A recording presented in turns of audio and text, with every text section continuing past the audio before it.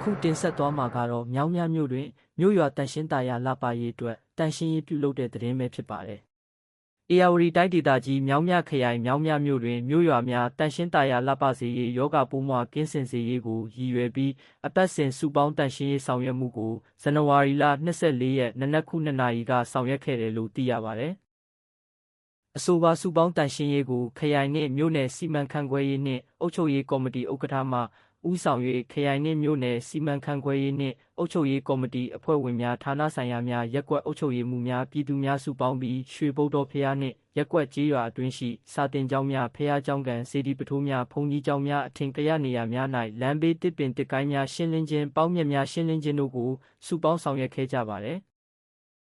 စုပေါင်းတန်ရှင်းရေးဆောင်ရွက်ထားတဲ့အမိုက်များကိုစီပင်သာယာရေးအဖွဲ့များကအမိုက်သိမ်းကားများဖြင့်အမိုက်များတည်ယူ၍စနစ်တကျစွန့်ပစ်ကြတယ်လို့သိရပါတယ်။ဒီသတင်းကိုတော့ဇေယျမြောင်းများကပေးပို့ထားတာဖြစ်ပါတယ်။